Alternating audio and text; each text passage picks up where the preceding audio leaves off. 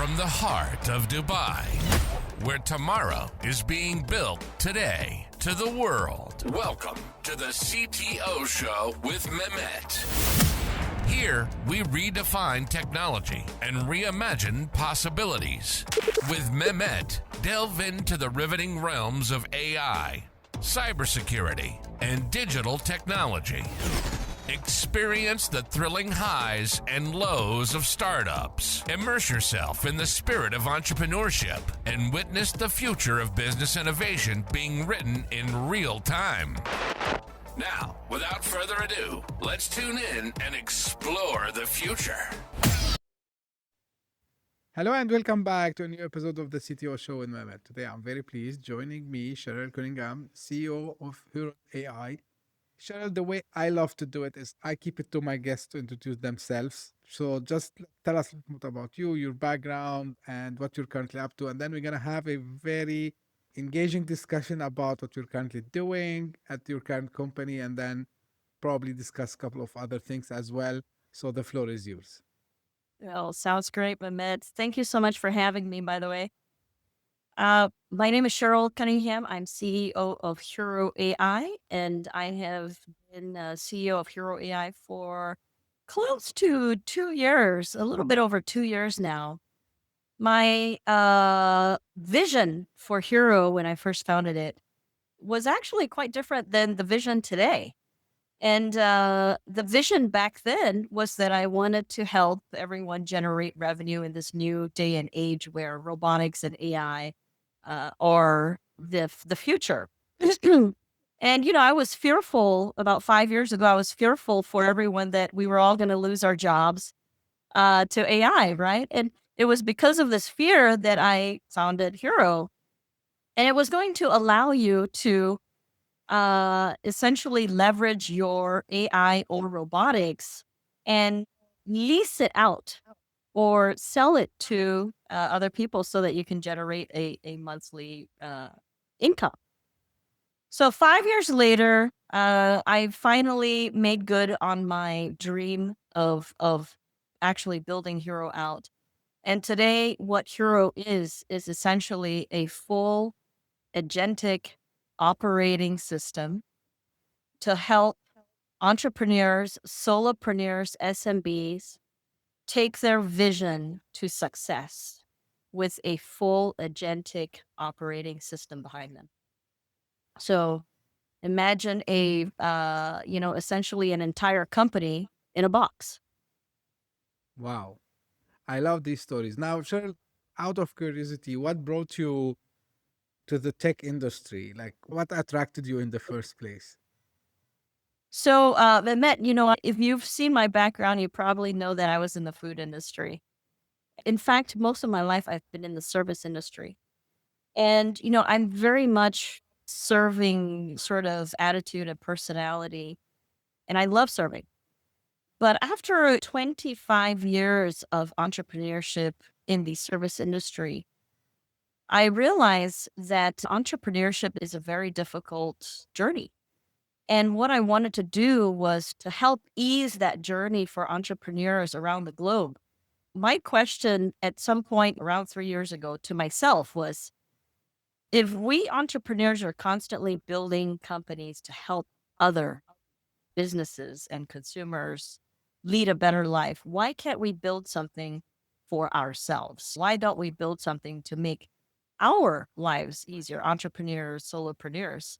We have such a difficult time, but we're busy trying to solve everybody else's problem and not ourselves. This is thought-provoking. Solving everyone else's problem except ourselves. Yeah. Now, maybe I would relate to what you're currently doing with Huro AI. How much do you think, AI allowed entrepreneurs like yourself to make this dream coming to reality and becoming something like, I know, like, you use also this term, like, it's kind of democratizing AI for mass entrepreneurs and solopreneurs, as you said. So, like, tell me how is your vision about this, especially because you know what, Cheryl, entrepreneurs used to very hard before, and it wasn't for everyone, right? And now with the AI changing things. So how are you helping anyone who have a dream of becoming a solopreneur, entrepreneur, whatever that is, to achieve this dream? Walk me through. If I come to you today, Cheryl, I tell you, look, I have this vision, but I never did it before. How you will be able to help me? Right. If you take a look at all the tools out there today, we have some amazing tools at our disposal nowadays, right? If you always wanted to be a musician, but you couldn't write music, you couldn't be a musician. If you wanted to be, a party planner, and now you can use ChatGPT and be a party planner or a wedding planner, quite easily. So there are all these tools at our disposal now, but most of us don't know how to utilize it properly, and maximize and leverage, that technology, right? And if you take a look at the amount of technology, the number of choices that we have out there today, I mean, we have thousands. We have over 100,000 AI apps alone. So, you know, as great as the technology is out there and the selection that is out there, most of us don't know where to begin. So, as a brand new entrepreneur, let's take a look at it from your point of view, where I'm brand new. I've never been an entrepreneur before. I don't know where to begin. Now, the natural instinct, right, Mehmet, and exactly what you just did is you told me what your mission and vision is. Mm-hmm. That's step number one. What are you trying to get to? What is that big vision and mission? Right? And then we work backwards from there. So all the tools that we have out there now to help entrepreneurs, they're all siloed tools. Okay, if you want to write an email and if you want to automate your email process, you use this tool. If you want to, have a automated design, for presentations, for example, you use, this tool. If you want to create, develop AI agents to, go do research for you or write papers for you, you use, specific agents to do that. But see, the problem is that all of these are siloed. They're all in its own little bucket. Now, as an entrepreneur, this is, where my experience comes in. I don't want a million different tools. I don't want to have to figure out, how do I stitch all these tools together? How do I stitch together my email automation with my design automation, with my social media automation? How do I stitch it all together to make it whole and be able to execute my vision? How do I, tailor all these tools to my vision to help execute my big vision in a way where it's seamless, in a way where all I have to do is tell you what my vision is.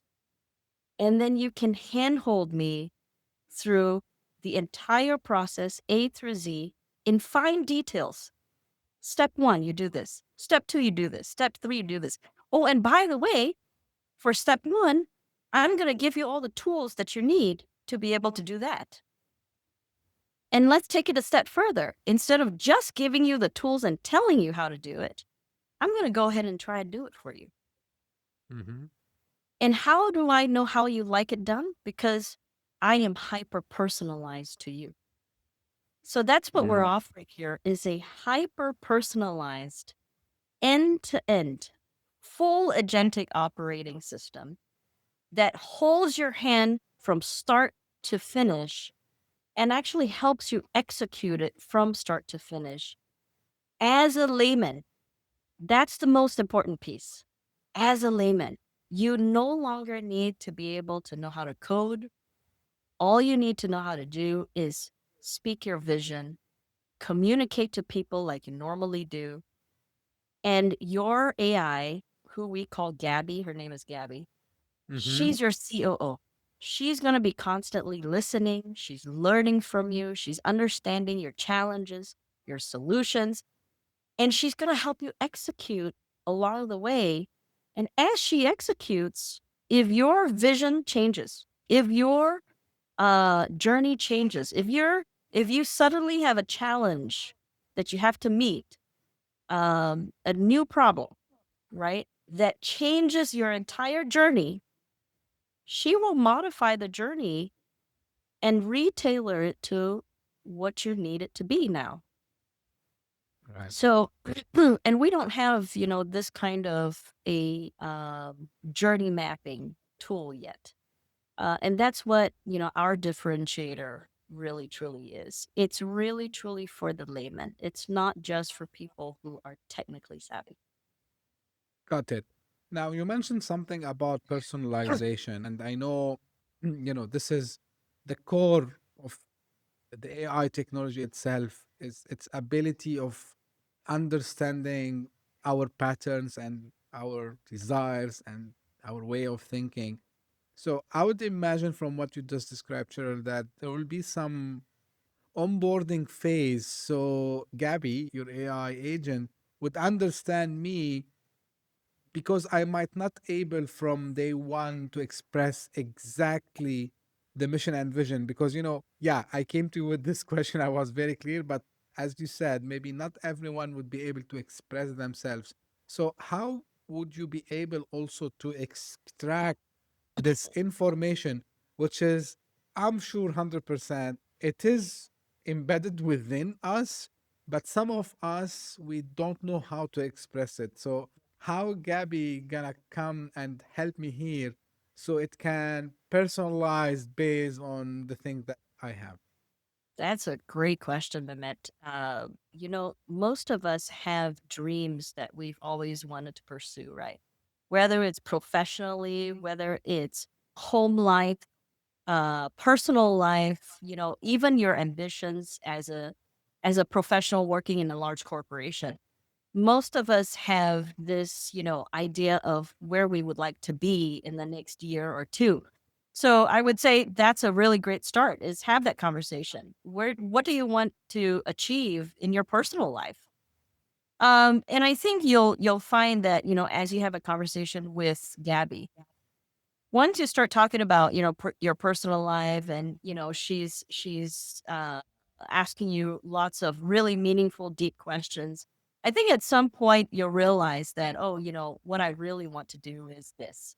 And it may not be um, a business. Not all of us are cut out to be entrepreneurs or want to be entrepreneurs.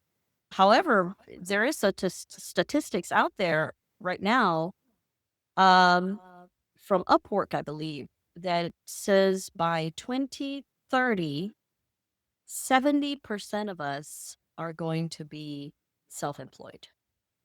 So I think whether you wanted to be an entrepreneur or not, whether you're cut out to be or not, I think the future very much looks, to be headed towards an entrepreneurial economy. Right. Now, one thing, Cheryl, and you mentioned about being the one, the solopreneur, basically. We would have a lot of solopreneurs. In the age of AI and the agentic AI and all the things that are happening currently, do you envision that, for example, just I'll take you and me, so you decide to specialize, let's say, in marketing. I decide to specialize in, I don't know, maybe design. So me with my agents specializing in design would be interacting with you and your agents specializing in marketing. And then is this like, because at the end of the day, we need to sell our services to someone. And what I'm wondering, and I'm asking these questions, and maybe the audience will get bored of it, but I'm really curious to collect this, you know, as much as I can, opinions on the topic, which is, if we start, and we are doing it actually, use the AI, the agents, and so on, and you're calling it the operating system, which I like it also, in doing these tasks. So where still our roles would be? Is it like in the sales, closing phase? Is it in the after support? So where us as humans, uh, our role would be basically focused on when utilizing agents. I like to think of us as the source code, if you will. We lend our unique perspective as a rare, unique individual. Each one of us, that's what makes us so special, right? I grew up in a different way than you did. I had different friends, I had different experiences in life. And so the social media, even if the two of us created the same agents to do the same thing, Mm-hmm. our agents would inevitably become quite different solutions. Even though it does the same thing, how we went about building it, because it's hyper personalizing, right? Remember, if it's hyper personalized to us, it's essentially, think of it like a replica of us or a duplicate of who we are, the essence of who we are, right? So, for example, I'll give you a deeper example. Sure. Let's say we both create a social media tool or Mhm. agent that's able to go out there and create social media for us. And let's just say, my life, my background is, and I'm totally making this up. Let's just say my background is that I am an orphan, right? I Mm. grew up as an orphan. It's not true, but I grew up as an orphan. And so I learned a lot of lessons about life as an orphan, right? You grew up in a village. Maybe you grew up in a village in, I don't know, somewhere in India, right? You can imagine that your life and my life are very, very different. And even though the two of us have created social media agents, the way your social media agent is going to be thinking and solving problems and who it targets is probably much more likely people who will identify with you coming from the background that you come from. Number one, you're Indian. Number two, you grew up in a village, so you see things very differently, right? The way you market to villagers versus the way you market to somebody in a metropolitan city is very different, Right. right? So, and for me, if I created a social media tool coming from an orphanage background, for example, maybe I will be much more targeted towards people who identify with that kind of a life where, maybe my background, I've had a difficult childhood. Um, and so the way I pitch, the way I tell my story is going to have a much different kind of messaging than the kind of messaging that you learned marketing to villagers that you grew up in, that you grew up. Right. Yeah. Right. Actually, you remind me of something I started to repeat recently. I'm not sure if I'm the only one who thinks this way, but to your point, because this was spot on for me, regardless of the AI and all the hype. When we talk tech startups, a lot of times we see like, take this playbook, repeat that, do this, do that. And I tell people, look, there are three dimensions, and it's not like the physical three dimensions we know. I say it's your location, where you are currently, it's the time, right? So let's say someone did it in 2010, but now we are in 2025. Right. And the third one is your personality, right? So these three, I call them the three dimensions. And I say you can't actually copy paste exactly another playbook, because one of these three, for sure, at least we know the time is different, right? At least we are sure that the time is different. So you cannot do it. And to your point, this was an eye opening also for me, honestly. Now, I want to ask you about something which also related to what you're currently doing. You mentioned your previous background in the food industry and other industries as well. And I was like, as you said, you nailed the distribution before. So how distribution, like making sure like you are able to reach as much people as possible. What lessons you took from previous experiences to apply in a technology startups now that you have seen working? let's take, for example, lessons from my food industry. Mm-hmm. Do you remember a time when there was no Uber delivery? Yeah, of There was course. no food delivery before. And the only way that we could get, food from our favorite restaurant was to physically go there and get the food, and bring it home if we wanted to, right? We couldn't push a button and just send it out. Now, Uber changed everything. Now we're getting groceries delivered. Amazon changed everything too. We got our books delivered, and everything that we want is being delivered to us. So that's the distribution method. The Mhm. distribution method changed everything for everyone. So, think about, how do we then apply the distribution method question mark? How do we apply that improvement to technology? So, you got to think of it and kind of align it with, uh, let's just say, back to that restaurant industry example. The roads in which the cars drive on is the highway in which the food is being delivered to you, right? And of course, you need the people to deliver it to you as well. So let's apply it to the technology sector. What is the highway? It's, for example, cable, uh, Mhm. uh, Wi-Fi, fiber optics. That's the highway, right? Right.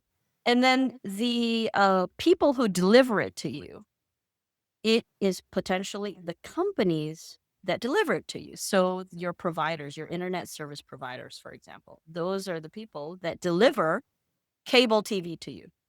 They Yeah. deliver, whatever services it is that you can buy from telecoms nowadays. So that's the distribution method that I believe, is the next era of how we revolutionize distribution method of technology. Makes sense. Makes sense to me.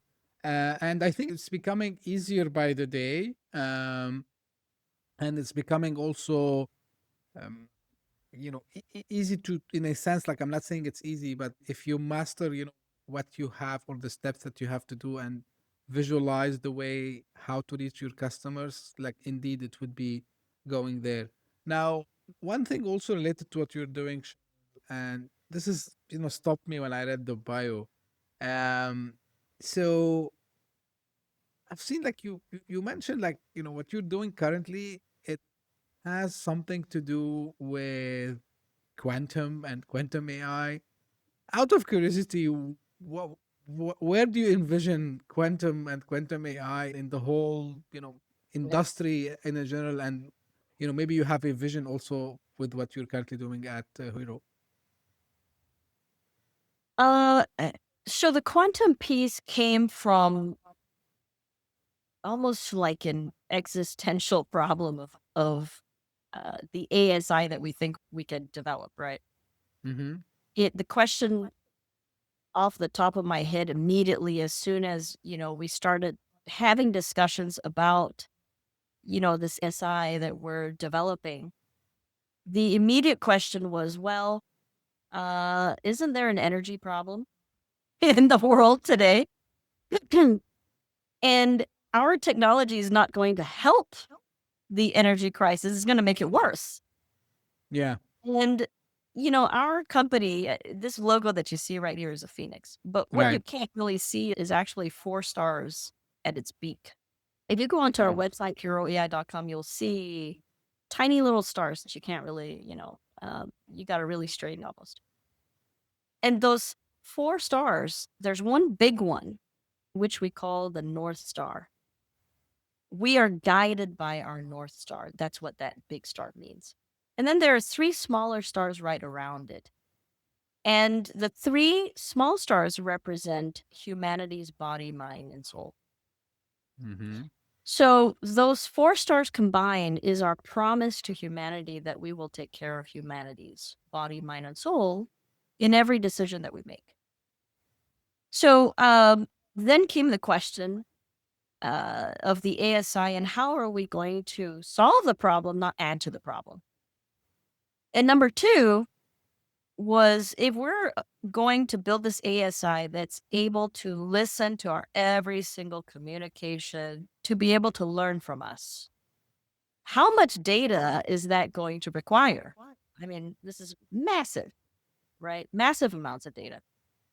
How do we reduce that down to terabytes? And then lastly, the biggest problem, in my opinion, was, we are a society nowadays in which we expect everything immediately. We have zero patience, right?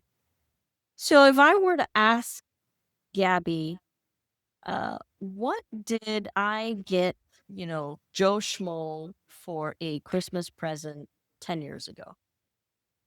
I don't want Gabby to have to, wait 3 days to come back to me with the answer. I want the answer immediately. If I want to test the feasibility of a new concept that I have, I want Gabby to be able to give me the feasibility study and results immediately, like within seconds.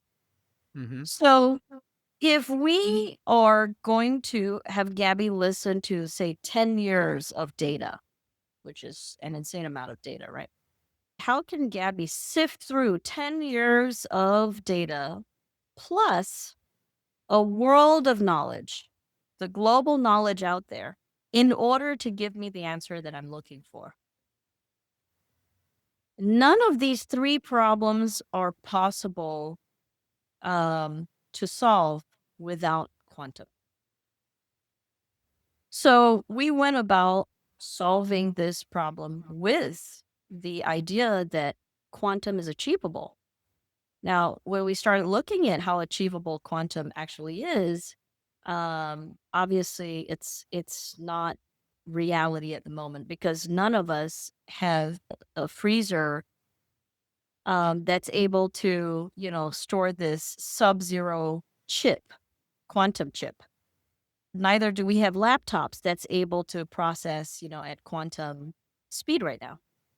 So, what we had to do was essentially say, well, we're restricted by physics. We're restricted by where we are currently in technology. How can we get to quantum level using the parameters and resources that we currently actually have?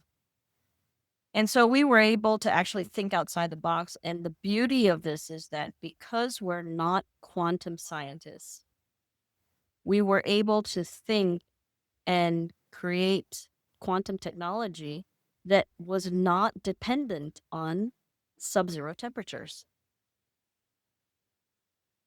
Okay. That's, super, I would say, inspiring because you're trying to solve the unsolvable to me, and you're trying to leverage your own technology to get to that next level. And I like when you said about these three stars and what they represent and the intersection with technology. When you talked about and you were describing the quantum computing and the way still we can't actually do it because of the physical barriers, let's call them this way. But I don't think we are very far, Cheryl, from getting to that point. Do you agree with me? The sub-zero temperature still has years to go. If you can imagine, you're talking about a chip sitting in some mega multi-billion-dollar lab right now. To be able to scale that into every single equipment hardware that we have that has a chip right now, from your cell phone to your laptop to your IoT device. I mean, even if we are able to get to a room temperature or ambient temperature quantum in the next 5 years, you still have to figure out how do we then scale that to every single hardware that already exists. Do we all throw out our existing devices and start all over again? The amount of waste that it would create would be massive, right? So there's a lot of steps in getting to that point where we're ready for that. Also, the security issue is a big problem as well, because if quantum is able to decipher and decode and decrypt in milliseconds or seconds, what kind of security do any of us have? at that point. Oh, So yeah. I don't think the world is ready for our technology. Our technology is patents pending right now, our technology. So we have not gotten to the point where we're building this chip. Our technology is actually designed for leveraging the telecom infrastructure, such as fiber optics, first. So we are actually going to be inserting our technology into that primarily first. But yeah, back to what I was saying, I don't think the world is ready for quantum. I don't think a lot of us are ready for AI right now, um, especially since, news just came out a few days ago of uh, some rogue behaviors, right? That Yeah. AI is now demonstrating. So there's a lot of work to be done. I think there's a lot of catch up for us to do. The innovators have to think very carefully about our next steps and how we mitigate these challenges. It's something very, what you just described, Cheryl, it's proof. But I'm telling people, like, we still have a lot and a long way ahead, especially in the deep tech and what we can do, because people thought for a moment that, the famous saying of software is eating the world, but we still have a lot. And recently, I was lucky enough to speak to founders in the deep tech industry on the podcast and outside, and now with you also. And really, we have still some road to cross to reach other levels. Being ready or not, sometimes I think like you. I think it's not like we're not ready, but I think we're moving too fast. But I'm Too not fast. afraid of that. I think history showed us that we can do it. I would say it this way. We will not have catastrophe. We will not have, as some people show us, it's not an apocalypse or something like this. But yeah, we gonna do this by educating people, by just showing them the real value of such technology. This is at least my own belief on this. Now, moving to the part of growing the business and taking it to the next level, Cheryl, how do you envision, people would be talking about the company, let's say in 4 or 5 years from now? Oh man, I hope it is our hope that we become a household name, right? Yeah. Uh, it is my hope that, we become the Gabby that's in everyone's home and office, that you simply speak. It's, imagine the Siri that you wish actually worked, you know? That's what we really hope is like a Siri that actually works. And this Siri is always constantly maneuvering to help you achieve whatever your goal is, whether it's a goal for your family, whether it's a personal goal, career goal, professional goal, life goal, whatever it is you want to achieve, it's going to help you. And it does that on a daily basis through your daily life. So that's my vision in every home and office. In every home and office. I like this. Now, I want to ask you something, Cheryl, and this is for fellow entrepreneurs. You've done it multiple times, you changed industries, and every time I was fascinated by how much you are knowledgeable and how you master talking about the technology. So, if someone is just listening to us, maybe still a young entrepreneur and they are about to take that leap, what you can tell them in order to just take that leap and start building? Hmm. I think it would be very much the magic word that you just stated there, Mehmet. Leap. Mm-hmm. There is no other way to say it. You know, it's standing at the cliff, right?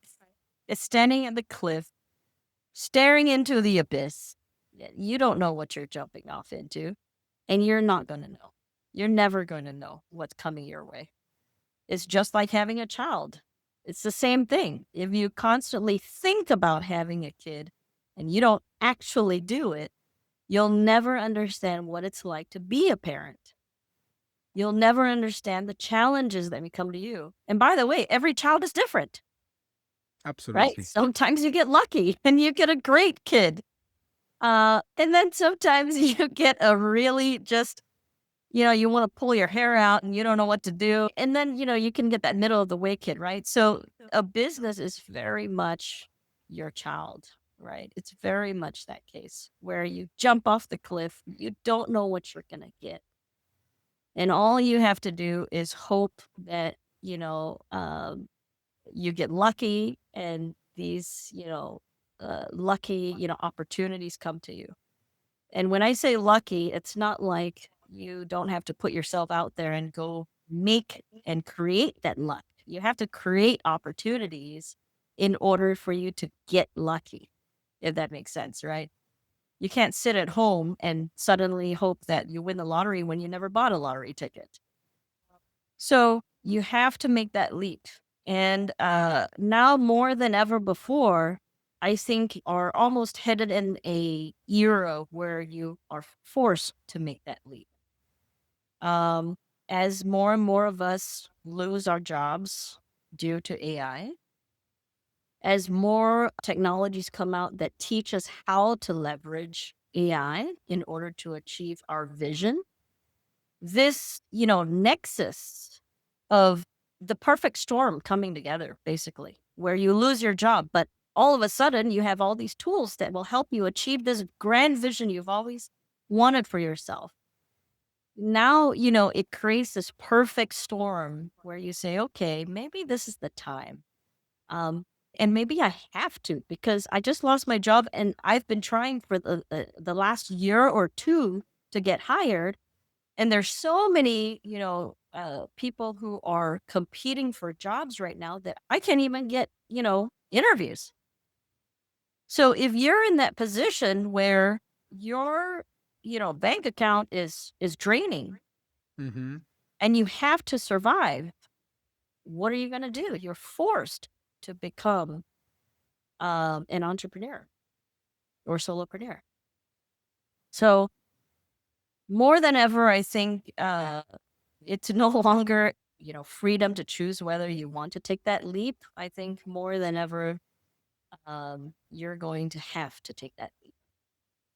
Yeah, if you allow me, Cheryl, I would add one thing is I know like it's also an old saying and people repeat, but now it for me it has more meaning than before. You know, when they used to tell us like we need to reinvent ourselves, we need Mm, to yeah. learn, unlearn, and relearn again. And I think now it's the time because in, I'm not by any mean kind of a fortune teller. I tell people, but I have a good sense of spotting things. I feel, because I'm lucky enough to see a lot of I would call these breakthroughs that happened in the past, let's say at least 30 years, since I start to understand what's around me.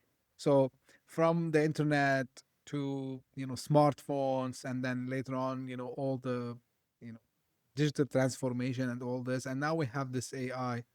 And this time I feel like it's kind of a, I don't like to call it this way, but looks like it's like the last chance for everyone to believe that this is the future and I have to somehow understand, because otherwise it's like the old days when people who couldn't read and write, they would feel very horrible, right?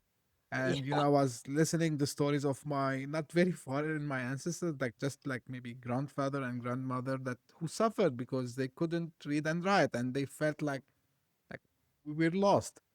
I don't want people to get lost. To your point, like this is the time for people to go all in and learn before it's too late.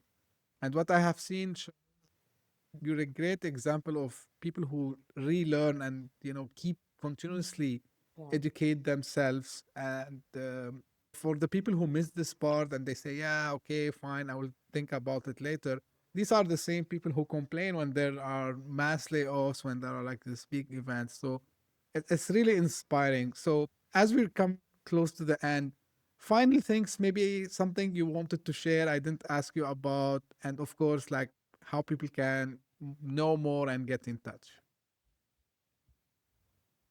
You know, I think I want to leave off with saying for those of you who really are not technologically savvy, don't worry. because AI is catching up to you. The operating system that we're building, for example, and we're just one company. We are building it in a way where you laymen who have no technology, understanding at all, is going to be able to use it. So don't worry that you have to learn how to use AI, because we are bringing it right to your doorstep, and we're going to tailor it exactly as you would. Your user experience will be seamless than what you do nowadays. It will feel natural to you. You won't even be able to tell the difference in the future, except it seems like magic. That would pretty much be the only, words out of your mouth is, hey, I told it to do something and all of a sudden it did everything for me. It's like magic. I think that's going to be the new thing. So I wouldn't worry much about that. What I would really worry about is, in the future where everyone is innovating at the speed of light, quite literally at the speed of light. If I were able to just, think about what we just suggested we're creating, right? We're creating a operating system in which you can tell it your dreams and it will go make your dream come true. Yeah. So if we're all innovating at the speed of light, and you are one of those people that's hesitant on innovating, that's hesitant on improving, that is not a very creative person, that doesn't think in that sort of realm, right, of things, that entrepreneurial sort of thinking. How will you then compete in the future?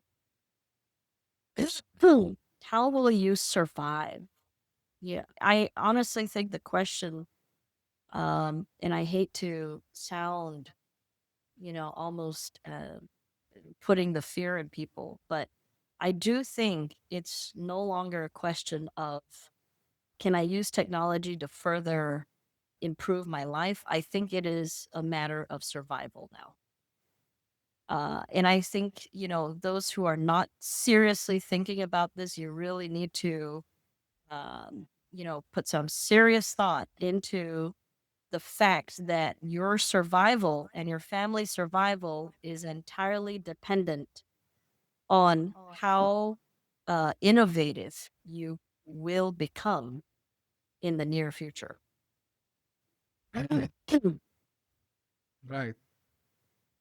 Where people can get in touch. So, HuroAI.com, and you'll see the words right there. HuroAI.com is our website. Now, when you go to our website, you're going to see only basically in our interpretation technology. We're not necessarily, blasting out to the world that we are creating the Agentic operating system right now. We will be launching that actually very soon. So we are looking for beta testers right now. So if you are interested, please reach out to us.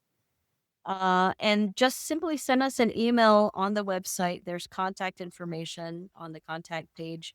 And let us know in the subject line that you are interested in becoming a beta tester. Sure. I will encourage people to do so, because it's very promising what Cheryl and the team are building. And yeah, everything will be in the show notes so they can reach out from there. Just one point before I close about what you said. Yeah, it is a survival kit today, same as, you know, back in the days they used to take food and, water with them. So now we need to have the technology. Like without that, yeah, it's a survival matter. And 100% I agree with you, Cheryl. Really, it was a very engaging, thought-provoking conversation with you, Cheryl. I really enjoyed it. I learned a lot from you. I like the energy. I like, the way how you have this complete vision of where you want to take, this agentic AI and how you want to help, which is more important, in my opinion, the mission that you have to empower everyone to start businesses and help people who already started it in achieving, and getting their full-fledged, dreams and vision realized. So I really thank you for being here with me today. And I know for a CEO how much busy it can be. So thank you for your time. And this is for the audience. So as I mentioned, all the links will be in the show notes. And if you just discovered this podcast by luck, thank you for passing by. I hope you enjoyed. If you did so, give me a small favor, subscribe, share it with your friends and colleagues so we can reach more people. And if you are one of the people who comes again and again, thank you very much for your loyalty. Thank you very much for making something special for the show. And I'm repeating it recently in every episode. This is because of you, the audience, and of course, my guests. We are making it in the top 200 Apple Podcast charts across multiple countries. In June and in May, we did it into 6 countries at the same time. I never saw something like this before. And I hope this will continue. Not because of me, of course, because as I said, the audience and my guests. So thank you very much. And as I say always, stay tuned for a new episode again. Thank you. Bye bye. Hit that subscribe button, share the show with your tech-savvy friends and fellow entrepreneurs, and leave us a review on your favorite podcast app. Your support means the world to us.